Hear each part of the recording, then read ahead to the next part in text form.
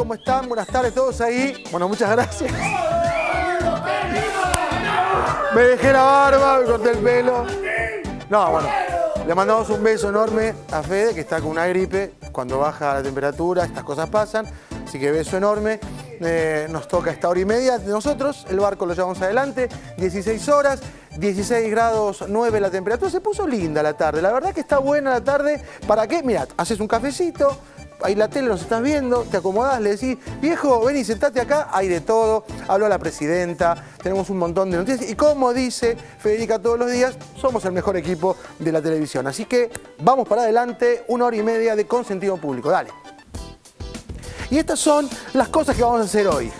Impuesto a las ganancias. ¿Pagan más los que más ganan? Preparamos un informe para aclarar varios puntos que se confunden y tergiversan. Alfredo nos va a ampliar sobre este tema, ¿no? Que es interesante, muy interesante. El ministro de Educación, Alberto Sileoni, explicó en qué consiste la resolución que elimina la repitencia del primer grado. Dice que, bueno, agregó que repetir los llena de vergüenza y les quita confianza. Me interesa mucho, Joaquín está en primer grado, así que vamos a ver qué pasa. Y como te decíamos al comienzo, el gobierno anunció una nueva línea de créditos para jubilados. La presidenta dijo que ganancias es un impuesto que a los altos ingresos que existe en todo el mundo y además decretó un día de duelo por la muerte de los gendarmes que volvían de Cerro Dragón. También vamos a hablar de este tema.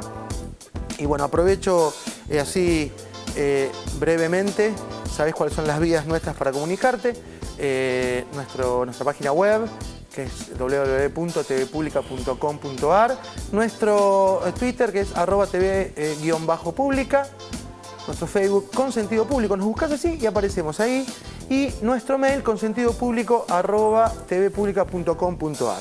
Esperamos que participes como siempre y te decía, vamos a aprovechar el comienzo porque bueno, nos enterábamos con mucha tristeza.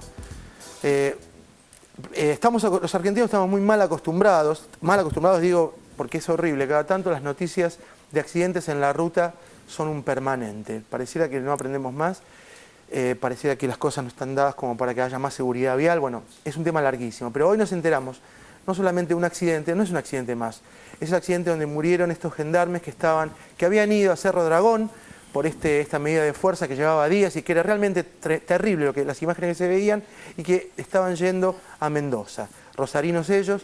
Bueno, Mariana, hay novedades y contemos un poco más porque a lo mejor alguno no se enteró, pero es un tema del que hay que hablar. El accidente ocurrió a las 7 de la mañana en una curva de la ruta 3 entre 2 micros de larga distancia y un camión. Los micros se trasladaban los gendarmes que habían ido a Cerro Dragón a desalojar un yacimiento. Durante el fin de semana hubo un sabotaje en el marco de un conflicto gremial. Y los muertos, nos enteramos hace poquitas horas que ya son 14 personas, entre ellos 11 gendarmes y 3 civiles que son los choferes de los vehículos. Se trasladaban hacia Rosario, los gendarmes volvían a Rosario, de donde habían venido, y se decretaron ya, el gobernador Martín Bussi confirmó, decretaron por 3 días duelo y la presidenta decretó un día de duelo nacional, 3 días en la provincia y un día de duelo nacional. Son aproximadamente 53 los heridos. Gravísimo accidente en la ruta 3 en Chubut, lamentablemente 14 personas muertas. Bueno, le mandamos un saludo enorme a las familias de los gendarmes y el dolor que significa, ¿no? Un accidente en la ruta, como decíamos al comienzo. Siempre ocurre esto, uno va andando la vida, van pasando los días y de un accidente a otro parecía como que la memoria se acostumbra, pero cuando ocurre un accidente de tránsito, un accidente automovilístico en las rutas, como que se vuelve a abrir la herida, ¿no? Y uno empieza a mirar para atrás y se acuerda de un montón de accidentes que han hecho lamentable historia, digo yo, ¿no? Desde los más renombrados últimos años a los de siempre. Así que un saludo enorme y bueno, y la presidenta habló de esto, pero la presidenta habló en cadena nacional, hizo, Alfredo, un montón de anuncios, ¿verdad? O sea, hay bastante para charlar sobre todo lo que dijo ella hoy, casi al mediodía fue. Así es, a las 12, un poquito más de las 12, salió por cadena nacional, hubo muchísimos anuncios, pero bueno, vamos a escucharla primero a ella, Dale. ¿te parece? Porque está muy en boga este tema, el tema del impuesto a las ganancias, que en realidad, más que impuesto a las ganancias, es un impuesto a los altos ingresos que existe en todas partes del mundo. Solamente de esos 9.159.000, el 19% paga impuesto a las ganancias o a los altos ingresos. El 81% de los trabajadores, 81% de los trabajadores no llega a los mínimos imponibles. Los peronistas siempre dijimos el 50-50, que queríamos llegar al 50% del capital y 50% del trabajo. El problema es que estamos llegando al 50% en el trabajo. El problema empieza ahora cómo se distribuye ese 50% dentro de la propia masa de los trabajadores. Uno diría, bueno, van a ganar más los que tengan mayores capacidades, los que hayan estudiado más, los que sean más necesarios, ganarán más los médicos de hospitales, los investigadores del CONICET, los profesores de las universidades. Bueno, no, lamento informarles que no es así. Muchas veces los salarios se obtienen por la capacidad de presión.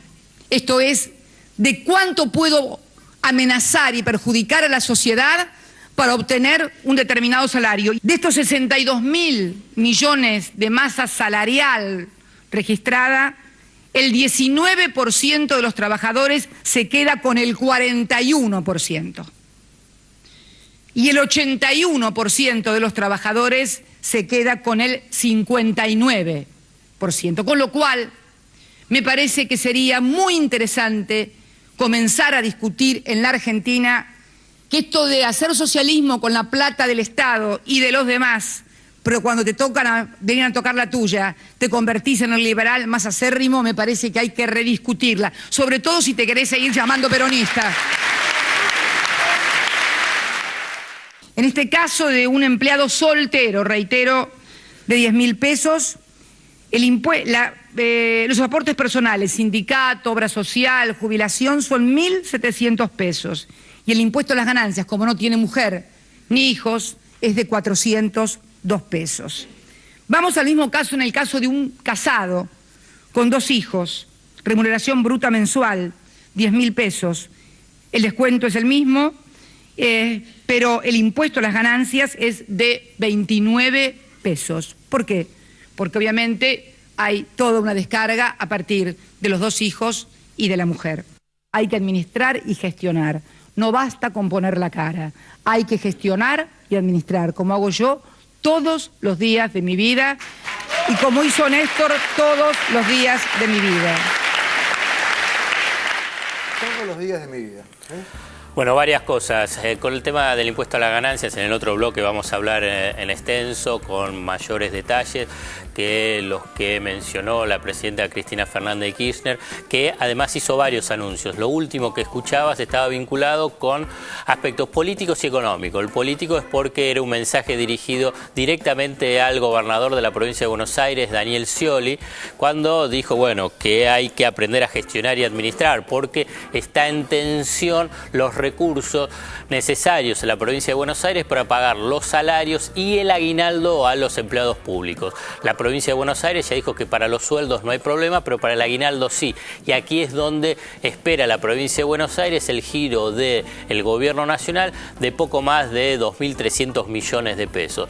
Esto es la parte económica, esta es la parte fiscal de la provincia de Buenos Aires y la tensión que existe con el gobierno nacional respecto a este punto, pero es indudable que otros años y en otros meses también la provincia de Buenos Aires necesitó recursos del gobierno nacional, pero no salió con esta intensidad, con este énfasis la presidenta a hablar del tema. ¿Y por qué? Y bueno, porque empieza a haber tensiones dentro de la propia alianza de gobierno vinculado con, no sé, futuro político, aspiraciones presidenciales, alianzas coyunturales o de momento, por ejemplo, de la famosa foto de Scioli con Moyano, que Scioli no estuvo en el momento que fueron los bloqueos a las salidas de las refinerías, que cuando volvió tampoco tuvo declaraciones muy enfáticas en repudio a ese bloqueo.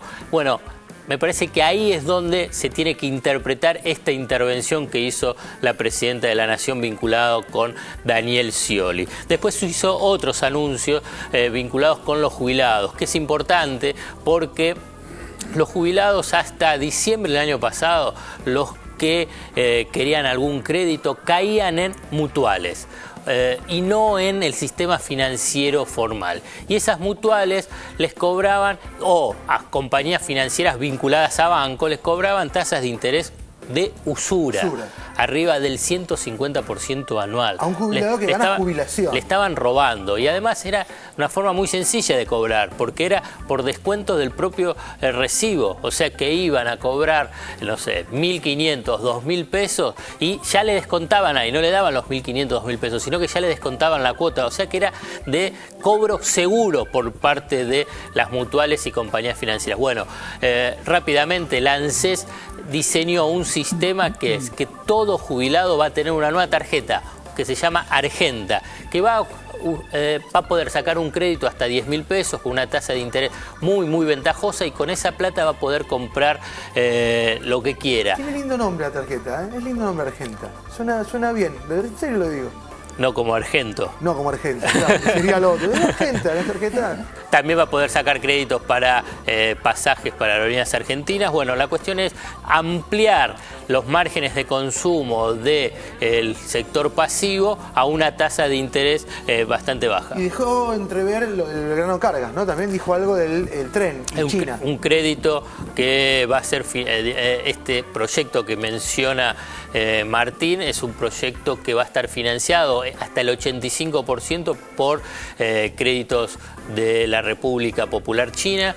Entonces ahí se puede avanzar en un proyecto que es fundamental para lo que es la carga a través del transporte ferroviario. Hay que decirlo que uno puede transportar por tren o por camiones. ¿Te suena por el tema de camiones? Es bueno, mucho más barato y eficaz hacerlo por tren. Exactamente, y me parece que es una asignatura de los últimos gobiernos, incluyendo los del kirchnerismo, de reflotar el transporte de cargas. Me parece que esto es un avance muy importante, porque hace a más lo que es un país como la Argentina, tan extensa, además, más seguro, más barato. Y el costo es 45.000 millones de dólares, de los Fíjate cuales 11.000 millones es el primer tramo. Sin ser reiterativo, ligado a la tremenda noticia del accidente. Menos accidentes en las rutas a partir de que hay trenes que cargan más, porque también se cargan más de otro tipo de vehículos y no de camiones de transporte. Otro anuncio es que el 20 de julio va a ser el primer sorteo de los créditos para la construcción de vivienda, esos créditos Procrear que se anunciaron también hace 2 semanas. ¿Cada uno tiene un número? Y va a tener un número, sí. Digamos, en la cuestión formal, no sé, pero que va a ser un sorteo por la Lotería Nacional. Eso sí. Bueno, habló un montón de cosas. No sé, ¿cuánto más querés que siga hablando? O ya estaba. Son Hay de todo. De todo. Bueno, una hora, ¿no? Alrededor de una hora. En un ratito lo de Cerro Dragón también es un tema muy importante. Lo que sucedió ahí está vinculado con el tema de la gendarmería y de la reunión del G20. Por eso, hagamos una cosa. Bueno, la reunión del G20 dijo de todo también, porque dijo, aquellos que creían una cosa, vieron, y dio la nómina de países, ¿no? Inclusive dijo con Australia, con Brasil, con Rusia, pero bueno, eso para después. En un ratito, Alfred, ¿sabes qué? Impuesto a las ganancias, que es un tema. Te lo digo así, Joaquín, me estás viendo, porque hoy te quedaste en casa. Tenés 6 años. Yo te dije, si no haces la tarea, repetías. Ahora resulta que no. No, mentira, no es así. Pero digo, 6 años, primer grado, y parece ser que existe la posibilidad, o es un proyecto, una decisión del Ministerio de Educación, que el primer grado no se repite. Es una decisión del Consejo Federal de Educación, que lo integran los ministros de Educación de todas las provincias y el ministro de Educación de la Nación. Se firmó una resolución por la cual el primer grado y el segundo van a ser un bloque pedagógico. Esto es, los chicos que no lleguen a cumplir lo que son hoy los objetivos de primer grado, bueno, van a tener como un empujoncito, una ayuda para que completen lo que tengan que aprender y no tengan la posibilidad de repetir el primer grado. Esa amenaza o ese problema que a veces lo que genera es un estigma, ¿no? El que repitió y ya empezás como para atrás. Y por el otro lado, separarte de los amiguitos, la cuestión afectiva. Entonces es una decisión de los ministros de Educación de todo el país, se anunció ayer, no se va a repetir primer grado. ¿Qué va a pasar? Bueno, La idea es que aquellos que tengan, bueno, algunos problemas en su aprendizaje tengan algún tipo de tutoría, algún tipo de maestras comunitarias, programas especiales, materiales especiales para poder llegar a los objetivos deseados. Esto va a ser progresivo. De acá al 2018 se va a ir implementando para que en todas las provincias se baje finalmente esta propuesta, ¿no? Y hay que pensar que muchas veces los chicos y chicas, los niños de clases medias, llegan al primer grado con 4 años de escuela ya, ¿no? De jardín de infante, porque entran en segundo grado, en salita de 2, con todo lo que eso significa, ¿no? De estimulación, de estar en contacto con otros.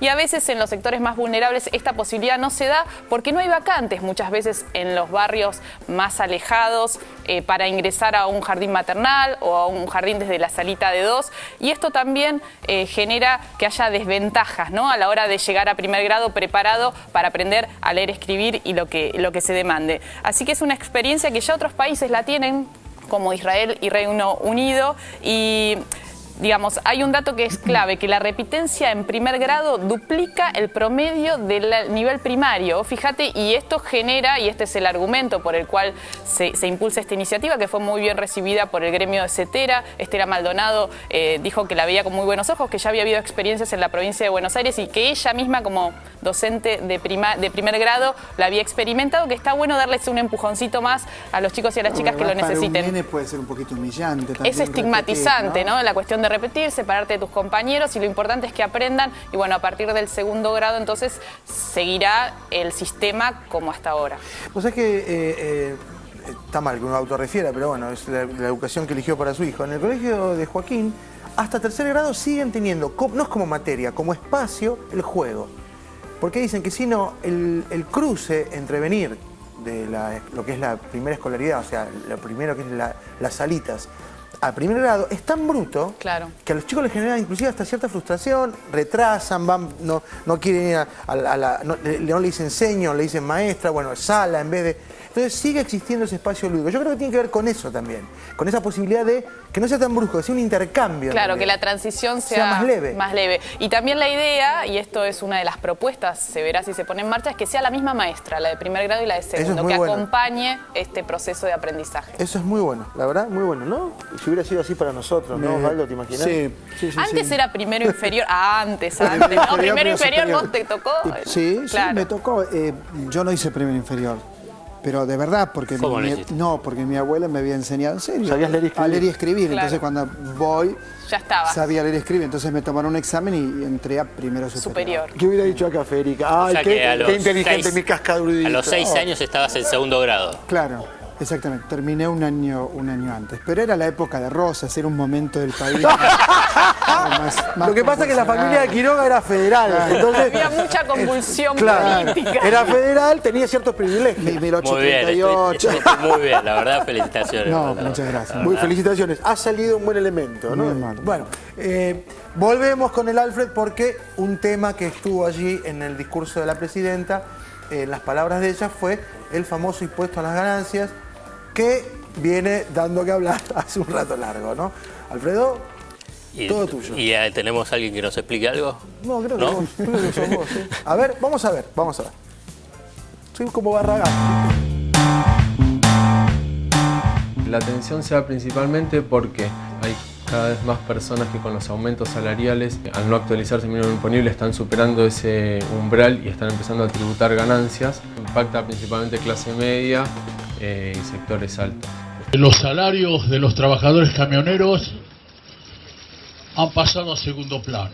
Si no se modifica el impuesto a la ganancia y las asignaciones familiares, no tiene sentido seguir discutiendo. Estamos hablando siempre de personas que están posicionadas económicamente en una situación mejor que el conjunto de los trabajadores de la Argentina, porque todavía hay muchas inequidades en el sistema del mercado laboral, trabajadores no registrados. El impuesto a las ganancias de las personas físicas, que es conocido como la cuarta categoría, en la actualidad estaría gravando sobre el total de los trabajadores al 8%, 8,6%.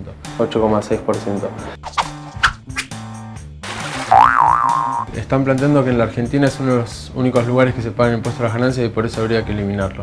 Los países de la Unión Europea, los más desarrollados, pagan en términos de del PBI porcentajes mayores que en la Argentina. Lo que se ve es que los países más desarrollados gravan más a las personas con mayores ingresos y de hecho tienen impuesto a los ingresos o a las rentas o a las ganancias.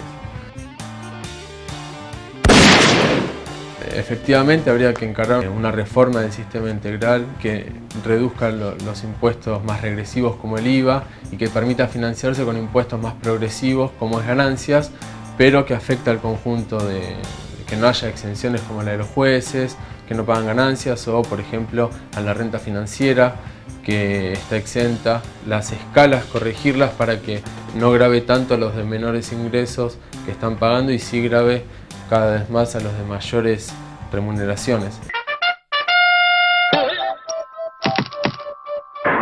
La progresividad del impuesto a las ganancias está dado en un doble sentido. Primero porque en principio grava a las personas de mayores ingresos y en segundo lugar porque las personas a medida que van evolucionando sus ingresos van teniendo remuneraciones cada vez más altas, cada vez pagan más. Esa distribución de ingresos que de los asalariados con mayores remuneraciones permite, de hecho, porque parte de los ingresos de ganancias se financian con ganancias e IVA, permite redistribuir hacia los sectores que todavía hoy no pueden acceder en la mejor forma al mercado laboral. Cada cual se mira el ombligo y no ve a su alrededor, se choca con las paredes y le duele el corazón. Yo no me arreglo solita, necesito a los demás.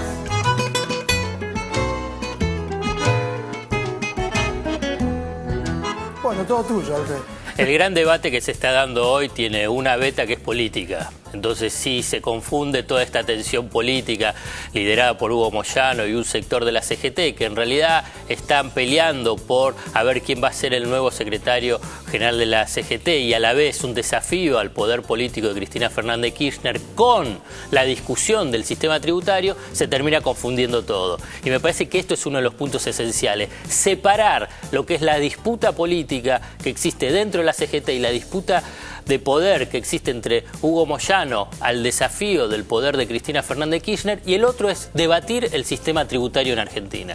Entonces, cuando se empieza a debatir el sistema tributario en Argentina, hay que decir lo siguiente, como conceptos globales. Punto 1, el impuesto a las ganancias dentro de la estructura tributaria es el impuesto más progresivo para aplicar. Entonces, cuando se habla de una sociedad para mejorar la distribución del ingreso, si un sistema tributario es progresivo o regresivo, el impuesto a las ganancias es el impuesto progresivo por excelencia en un sistema tributario, aquí y en cualquier parte del mundo. Progresivo es que pagan más lo que más ganan, ¿no? Exactamente. Entonces, punto 1. Entonces, cuando se está hablando de eso, es ese punto esencial. Entonces, cuando se habla de impuesto a la ganancia, es progresivo. Lo digo porque cuando hay sectores medios y medios altos que dicen hay que eliminar el impuesto a las ganancias, la verdad que es profundamente regresivo. Es castigar a los sectores más bajos para beneficiar a los sectores que tienen mejores ingresos.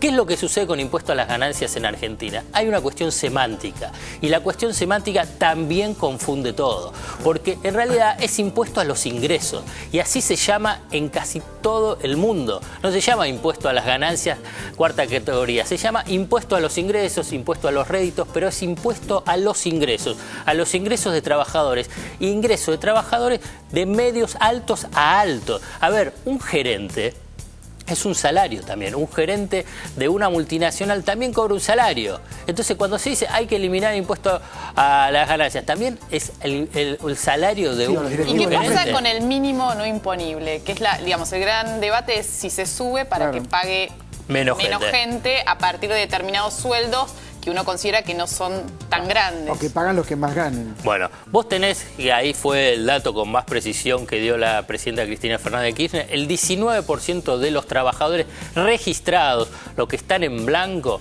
es al que le alcanza el impuesto a la ganancia con esa suba del mínimo con el actual mínimo no imponible. 19%. Es el 19%, o sea, vos tenés un 81% de los trabajadores registrados que no pagan nada. Son 9 y si millones. vos agarrás el total de los ocupados, Claro. El total de los desocupados, porque vos tenés un 32% que está en no registrado, o sea que está en negro.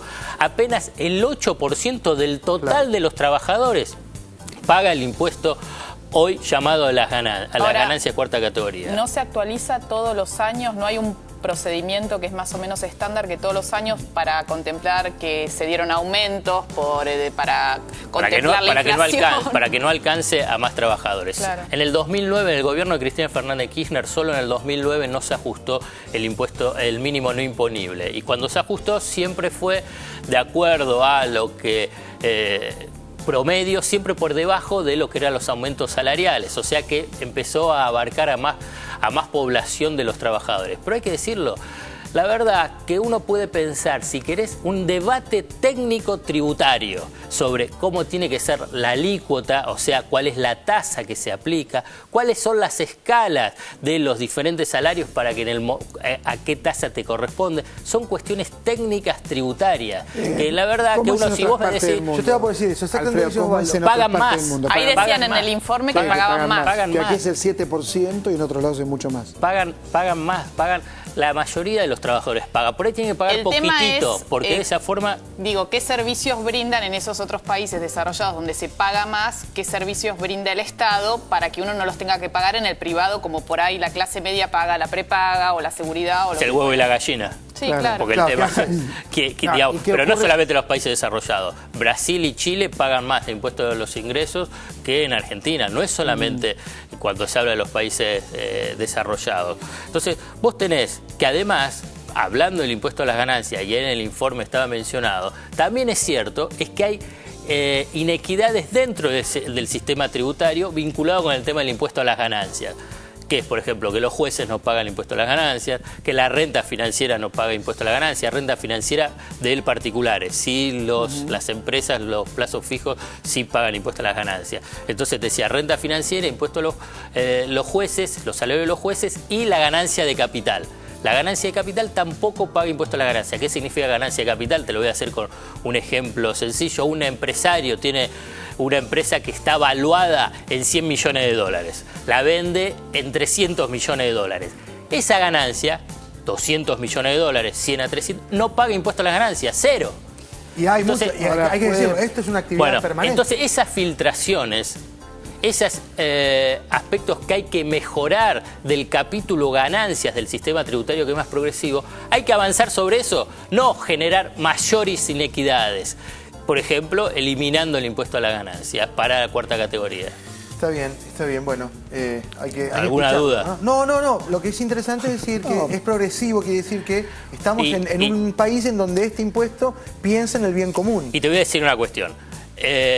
Abarca a 19% de los trabajadores registrados, son los trabajadores petroleros, camioneros, bancarios, ahora alcanzó a docentes de jerárquicos y a periodistas.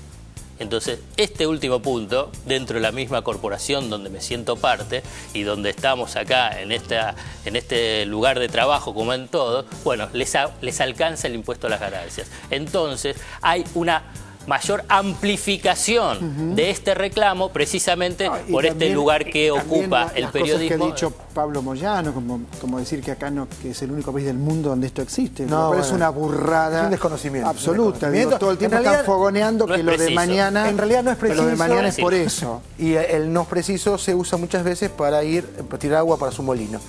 No sabía lo de los periodistas. Bueno, gracias por la noticia, Albert. La verdad que es una efeméride complicada. 26 de junio de 2002, a todos nos tocó, supimos lo que pasaba. El país, la verdad que se puede decir que tenía convulsiones en aquel momento.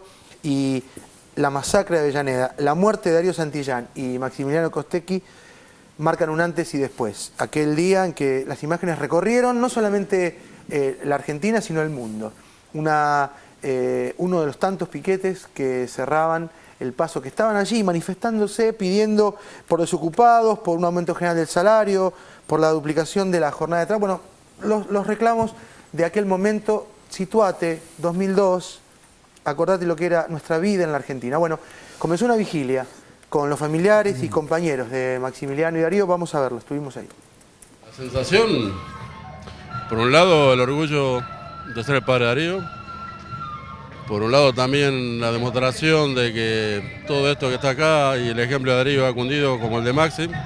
Y por otro lado, la incomodidad, la bronca de ver de que a 10 años del asesinato de Darío la justicia no hizo nada.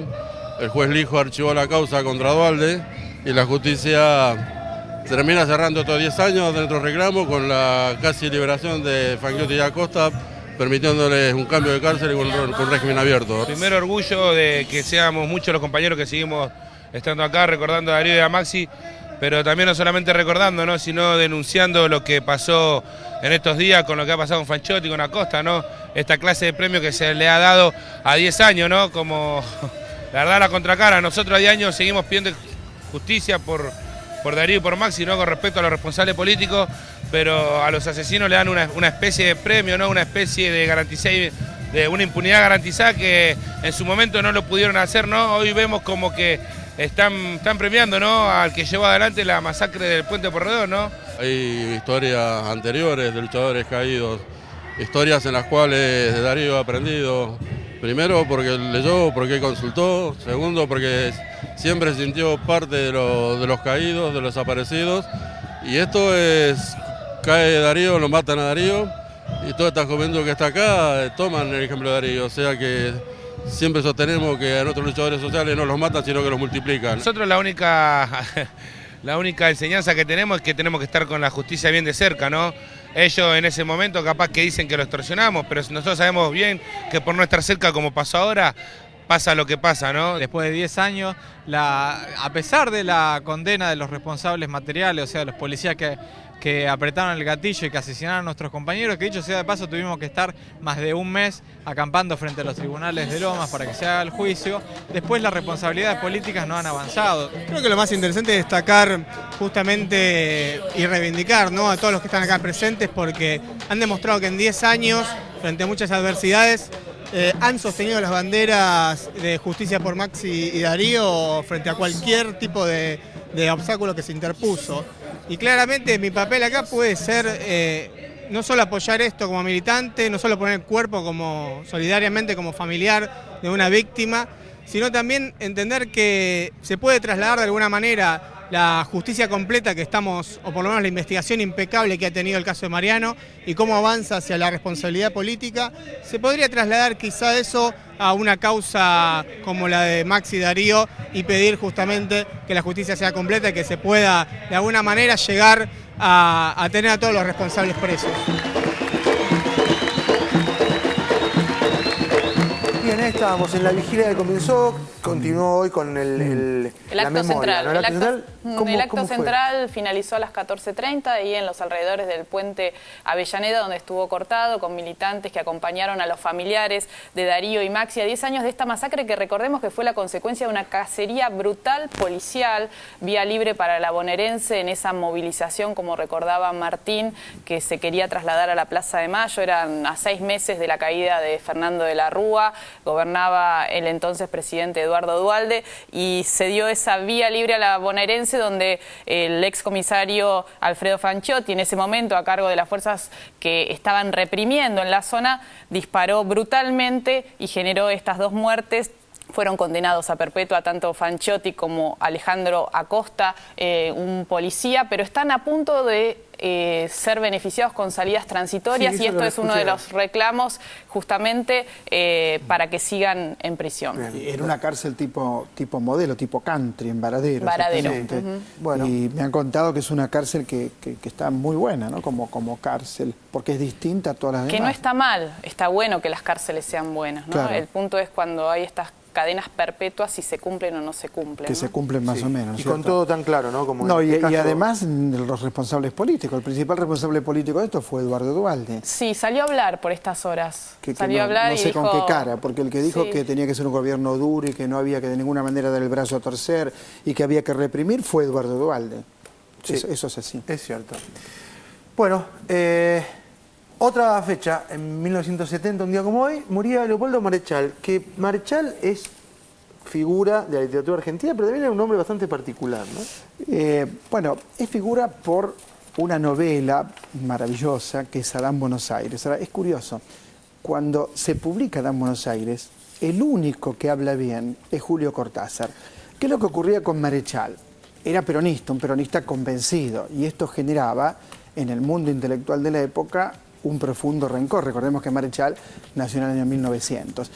Ahora, los primeros libros de Marechal, que son de poesía, Los Aguiluchos o Días como Flechas, u Odas para el Hombre y la Mujer de 1929, son muy malos. O sea, como poeta era realmente malo, sobre todo de esa época. Pero viene el viaje a Europa, y en Europa, en lugar de juntarse con literatos, con hombres de letras, se junta con Picasso, con Basaldúa, con Antonio Berni, con Badí, con Bigatti, con Horacio Butler. ¿Qué querés? Mira con quién se juntó. Entonces, en esto, no, pero fíjate qué pasa. Opera una transformación, que es la que le permite, en mi opinión, es una opinión personal, escribir una novela como la de Adán Buenos Aires, que en algún punto sigue al Ulises de Joyce y sigue a la Odisea de Homero, nada menos, a través de este poeta Adán que recorre los arrabales de porteños. Un gran escritor, para mí, esto es una opinión, por Adán Buenos Aires y por Antígona Vélez. ¿Qué es Antígona Vélez? Es una obra de Marechal, pero antes es una obra de Sófocles, ¿se acuerda? Claro. Antígona se enfrenta a Creonte, viene Tiresias, le dice a Creonte que está equivocado, finalmente Antígona termina en la tumba de las Labdácidas. Lo que hace Marechal es construir una obra en la provincia de Buenos Aires, en una localidad de la provincia con caballos, se llama Antígona Vélez. Y es una gran obra de teatro y además prueba algunas lecturas contemporáneas, es una relectura de la obra de Sófocles. O sea, un gran escritor, por una novela, por una obra de teatro, representante del grupo Martín Fierro y perseguido porque era peronista. Todavía en la Argentina esto parecería ser que tiene un peso. Si es peronista o si no fuera peronista, no importa. Digo, sería bueno o mal escritor, cuando en realidad un escritor lo que tiene es talento literario. Julio Cortázar era antiperonista en la primera época del peronismo y posteriormente se acerca a los movimientos populares. Así que recordamos a Leopoldo Marechal, que fallecía un día como hoy. Y un día como hoy, pero de 1977, Don Elvis Presley, el rey del rock, como le dicen algunos, daba su último concierto. ¿Dónde? En el Market Square Arena en Indianápolis. Y curiosamente, aprovecho la ocasión para invitarlos a ver una gran película, que es El último Elvis, de Armando Bo Jr. Excelente. Excelente película. Es notable esa película. ¿Cómo pudiste apreciarla? No puedo creer todavía. ¿Cómo estuve? Muy bien, impecable, no, impecable. Hoy estás muy afilado. Quiroga. Con esto nos vamos al corte. Hay muchísimo más en este consentido público. Cuídate, Fede. Te queremos. Dale. No te enojes. Are you lonesome tonight? Do you miss me tonight? Are you sorry we drifted apart?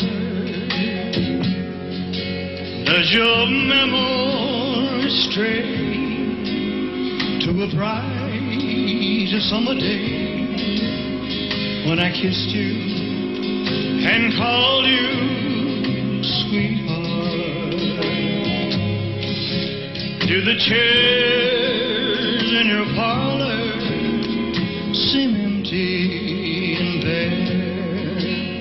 Do you gaze at your doorstep and picture me there?